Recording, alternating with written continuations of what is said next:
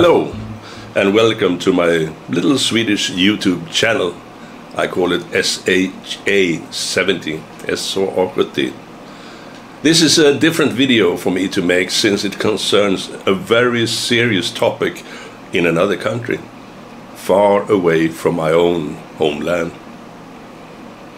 But this year I have been made aware of horrible abuse against human rights, and we are not talking about North Korea now, or any other totalitarian country that does not abide by normal humane rules. This video is instead about the Philippines, a nation which countries all over the world have diplomatic and business relations with. So how is it even possible they choose to house concentration camps within its borders? Well, it's not for me to answer that question. I am just one person who has recently got to see this horror with my very own eyes. Consequently, I sat down and wrote the following letter, which I will first of all forward to the US Embassy in Manila, Philippines. But the next step is, of course, to make the world aware of these horrible atrocities that are allowed to operate within the Republic's borders. The Philippines needs to take action and close down these illegal camps completely and instantly. That is the only correct solution. So please, spend a moment of your own time and take part in my letter that is about to be distributed to the entire world. You can also please help me with this. Share as much as you can. Send it to your politicians and embassies all over the world. Thank you. And now I will read my official letter. To the US Embassy in Manila, Philippines, in Roxas Boulevard, Manila.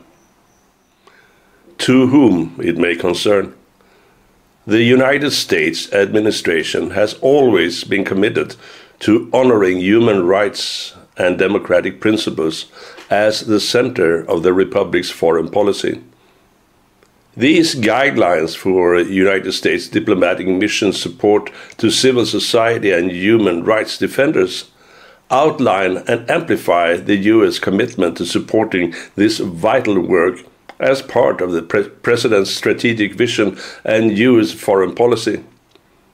It is addressed primarily to the US Department of State human rights officers and members of civil society worldwide, including human rights defenders. Protecting and supporting human rights defenders is a key priority of US foreign policy, because human rights defenders seek to hold their governments accountable in order to protect universally recognized human rights. These defenders are often harassed, detained, interrogated, imprisoned, tortured, and even killed for doing their work. In this following letter, I will reveal something to you that probably very few in the world believed to exist. When actually finding out that this nightmare is really a harsh reality, many people even refuse to believe it could be found operating in a democratic country, a republic called the Philippines, a member of the United Nations. I now, in this letter, wish to draw your attention to the totally unbelievable fact that in the Philippines, concentration camps exist and are flourishing, run by ruthless mob groups. Either the government is not aware of this horrible fact, or deep corruption makes it possible for this to go on day in and year out, and has been doing so for many years. The world must highlight this and put an end to it. The Philippine government must be held accountable for the fact that their nation's soil is being polluted by the presence of at least 10 concentration camps, which under harsh conditions house, by illegal abductments, approximately between 12 to 1,500 suffering souls deported to the Twilight Zone. An absolute horror is carried out against totally innocent people, and it must end now. So what is a concentration camp by definition? One can define it as a place usually away from urban areas where simple buildings give shelter to hostages and have conditions that are unsanitary, life-threatening, and comparable to historical concentration camps.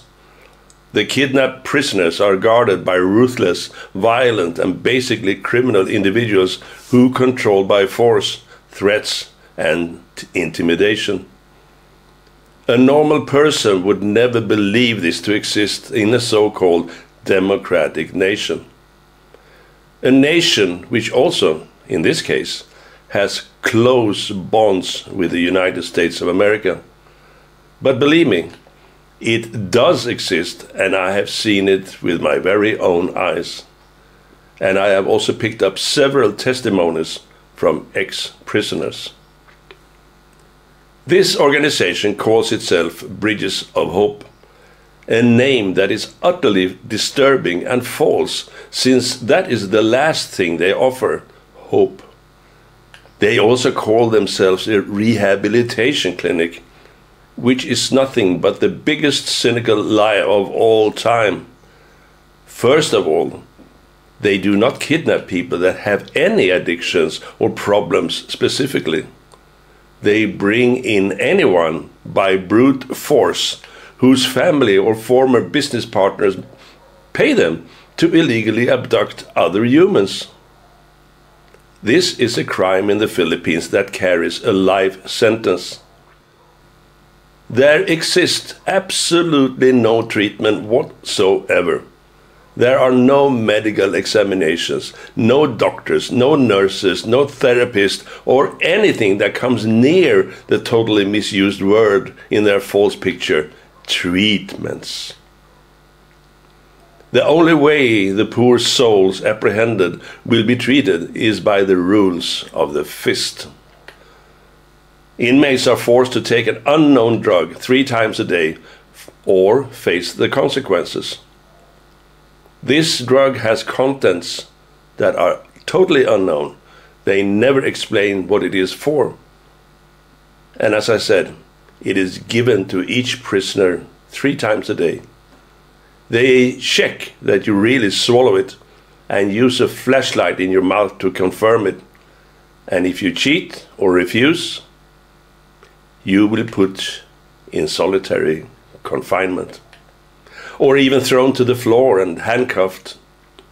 Victims cannot speak to any other person detained. Basically, all people only sit on a chair 16 hours a day looking at the wall. This is so-called work, and this is the harsh truth. The operators of this hell on earth do it solely for money. I have indications they bring in approximately between 40 and 50,000 pesos per individual and month. Multiply that by, say, 1,200 prisoners, and the math is there for all to see. There are at least 10 such facilities in the Philippines, each housing between 120 and 150 kidnapped victims. The houses are sealed shut. There are high walls, barbed wires, bars and fences, and strict orders where an inmate can go, walk, stand or sit. And that is also very limited. Again, I cannot strongly enough emphasize how utterly horrible and shocking it was for me to realize the existence of these hellholes. I am a retired police inspector. I have seen a lot. I have also read a lot of history from and about the wars. I have visited several of the horrible concentration camps in Europe that were operating under the Nazi regime over 80 years ago. They are now shut silent and, as we all hoped, gone forever. And then we realize, with a massive shock, that similar installations still exist in the Philippines of all nations. My belief was that only North Korea had such terror camps still in existence. But no. Now we know for sure they also exist in the Philippines. So, what will the world do about that? How do we end these horrible crimes against humanity, free the abducted souls, and level the buildings with the ground? And, of course, arrest and sentence all involved to the harshest punishments available in the Philippine law. I suppose that is a real test for the government in that republic.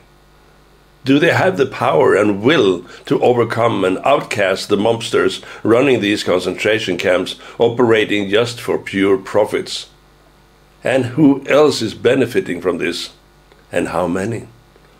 Or will the Philippines tarnish its public record by letting this be made aware all over the world? Because it will be, trust me. And it starts right here with this letter, which will eventually be distributed to all humanitarian organizations all over the world, to United Nations, to governments and leading politicians everywhere. These terrible, horrible camps holding the abducted and unfree human beings may have been a secret until I discovered the truth. But no more. The horrific facts are now there for everyone to see, and first and foremost, the Philippines must take action. If not, the world pressure must be applied. I cannot enough stress that no therapy or care is given at all in these horrible places. It is all just about keeping prisoners under hard discipline and severe conditions. The normal word for this is torture.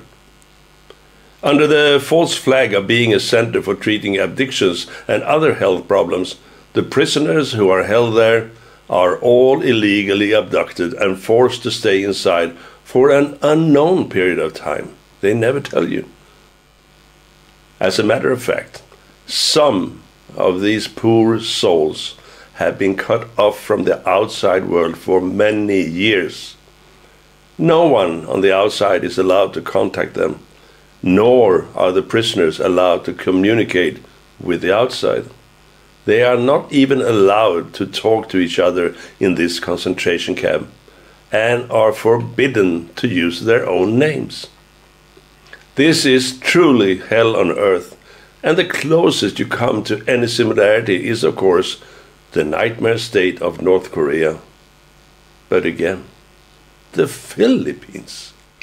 This horrible situation should attract the official United States more than just condemning the fact that these concentration camps exist. A strong demand must be issued that they be immediately closed and the compounds bulldozed to the ground. Please also be fully aware of the fact that foreign nationals are held as illegally detained prisoners, kidnapped. And of those foreign nationals, there are several US citizens. The United States of America has made itself known through history for never leaving anyone of its own behind, to rescue anyone of its own if he or she is in dire straits. Just look at all the hard work the government is still undertaking in bringing home the last remains of the fallen soldiers of the Vietnam War. This is a very highly honored exemplary action applied. But surely it must also concern and regard the helpless kidnapped victims in these now revealed concentration camps in the Philippines. Bridges of Hope, or just BOH, the name itself is an insult to any normal human aspirations and goals. They operate as a private entity whose sole interest is to make money. They claim to rehabilitate addicts. Noble as that may sound, the harsh truth is that they illegally detain people, not only Filipinos, but also American citizens and other nationalities. They have their own army of security, meaning criminal gangsters, that travels the country and illegally abduct people against their will and against the Philippine Constitution. All this is done without any court order or doctor's approvals. This is worse than martial law, and it happens right before the very eyes of the United States and its allies. They are also very aware of the illegal nature of these operations, since hardly any Filipinos know about these facts. I have spoken with local media, and they were shocked to hear that this goes on in their own country. The only nation in the world that allows illegal concentration camps to keep people hostage. And this continues, year in and year out. These victims are not sick, they are not criminals, nothing is wrong with them, except that someone close to them pays to get them out of the way. It can be a wife or a husband who wants to get rid of their spouse. It can be a business partner who wants his companion removed. The list can be made long. But the basic fact remains that you can pay gangsters to kidnap and detain innocent victims on no legal grounds whatsoever. It is truly horrifying. How can the US administration allow a private illegal company to detain US citizens and others against their will in camps in a country which, as I understand it, it has close relations with? With no chance of communication with the outer world, prisoners' wake-up call is 5:30 a.m. and bedtime is 9:30 p.m. 7 days a week, with military discipline in these hellhole camps. Whoever violates even the smallest of their torture rules is transferred to what they call the reflection area, meaning that the poor, tormented individual has to sit on a monoblock chair for days, staring at the wall. Further violation means solitary confinement and even handcuffs. They also use straitjackets for no reason at all and at their own discretion. They do it as a cruel means of control of the kidnapped prisoners. Again, it is horrific. This is by all means and definitions a torture and concentration camp, of which there are no less than 10 installations in the Philippines, possibly more. A country that for decades made itself infamous for not honoring human rights or respect for individual freedom and livelihood. Here we see yet another example of its dark history and lack of respect in the treatment of human life and integrity. Nobody is allowed outside, and detainees are divided into teams all day long, basically doing nothing, with up to 150 people in one room sharing a single toilet, which is only allowed to be used by permission from the criminal guards. The staff are, of course, all criminals who first of all administer an illegal prison camp, but also on other occasions commit kidnapping and assault. There are several examples of these gangsters traveling to different locations and just picking people up by brute force. They do this even at the international airport in Manila. And I know that for a fact. Everyone involved in these serious criminal activities must, of course, be arrested and serve long prison sentences. The punishment for kidnapping in the Philippines is life behind bars. Rightfully so, since that type of crime has been a huge problem in the troubled republic for many years. There is a 100% no-com rule, meaning people are not allowed to talk to each other, and nobody is even allowed to meet up with each other if and when eventually you are released. If you do so, the criminal BOH, gangster army, will pick you up on the street and return you to the concentration camp. They know so very well what they do is against all laws, not only in the country, but internationally. Therefore, it is incredibly important to spread this information everywhere amongst states and organizations who highlight and respect the basics of human rights. and take all actions on every level to finally close these horrific installations down, bulldoze them to the ground into rubble, and of course, free all innocent suffering souls who are kept behind illegal lock and key. The whole world must be made aware of this incredible violation of human rights being performed right in front of us by a nation that calls itself democratic. That is not true before it also adheres to the United Nations Declaration of Human Rights. The Philippines, of course, being a member of said organization, should know this. I give them, however, a small amount of benefit of the doubt, since I have talked to so many people in the country who know nothing of these atrocities. This includes even scholars and people of higher education. But now it is no secret anymore. So what will the world do? Remain silent when approximately 1,500 innocent victims rot away in several illegal concentration camps, right before our very eyes? Is not North Korea bad enough? Should we accept it in a nation closely allied with the United States and the rest of the world? Help these illegally abducted victims, not at least the US citizens. A good way to get started is to see how many people with US passports are reported missing in the Philippines. A clear first task for the US Embassy.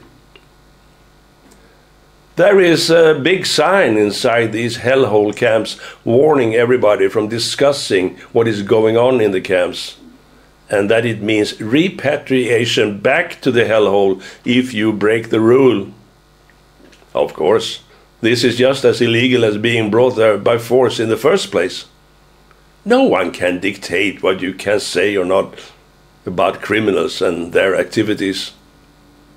I know of people who are sadly aware of the fact that this is a nation where no one is safe.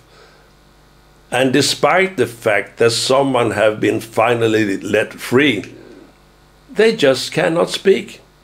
The more important then it is to wipe bridges of hope off the face of the earth, so all present and previous victims dare to come forward and witness in a court of law. There should and will be thousands of criminal claims once the gangster power of BOH has been broken down. The court system will be very busy, and the world will be watching you. The human rights violations they pursue are horrible, illegal, and close to torture. If you could go inside and inspect, you would see dormitories with over 100 people sleeping on mattresses on the floor whilst sharing just one bathroom. The language is Tagalog, even for the Americans, take it or leave it. And there is no normal communication. It is prohibited, as I mentioned earlier. All communication is performed by the criminal staff and consists of screaming constantly. They never talk in a normal tone. They just scream all the time. And if you object to this, you will be confronted right away and punished. This should not be allowed in North Korea, much less in an alleged democracy like the Philippines. So why is this allowed and accepted?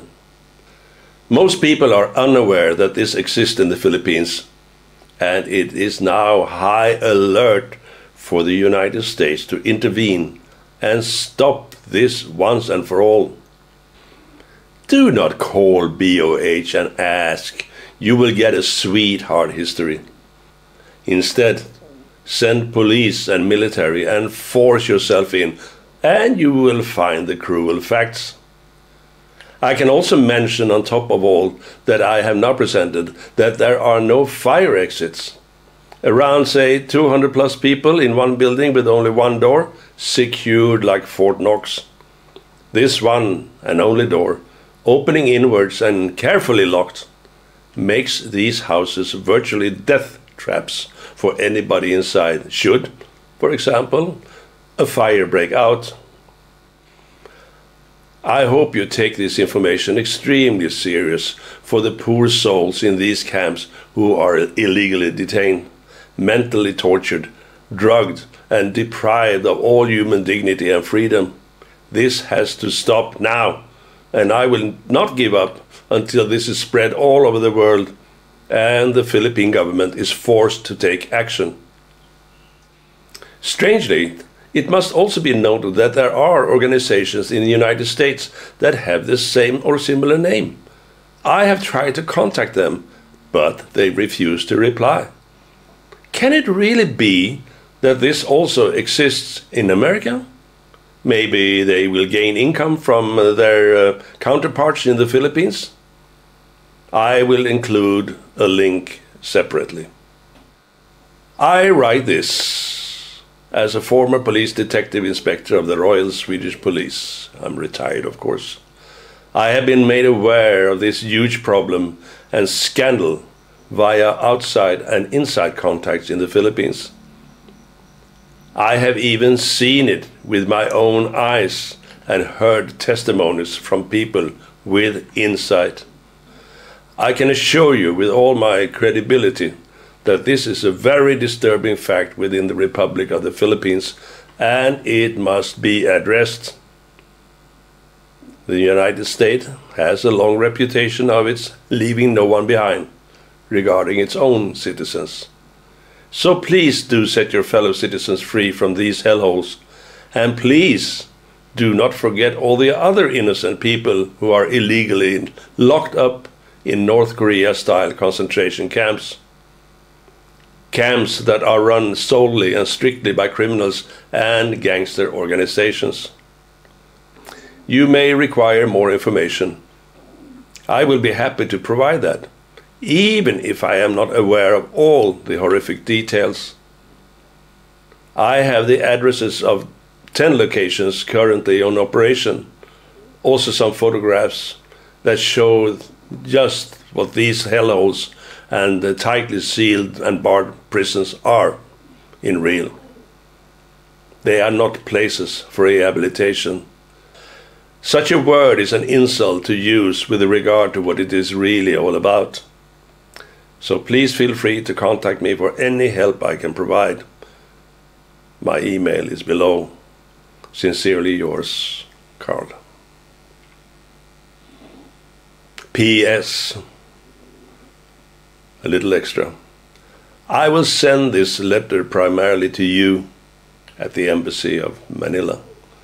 But within short, I will also start distributing it worldwide, starting with United Nations, and also, of course, address various news outlets and US politicians. I will make this letter public by reading it openly on various platforms. We must now organize a world opposition to what is going on versus innocent lives in the Philippines. Stop the illegal concentration camps in the Philippines, because it is truly a human disgrace. Thank you very much for taking part of my channel so far, of me reading this letter off to the United States Embassy and many other organizations. Thank you for listening, and goodbye.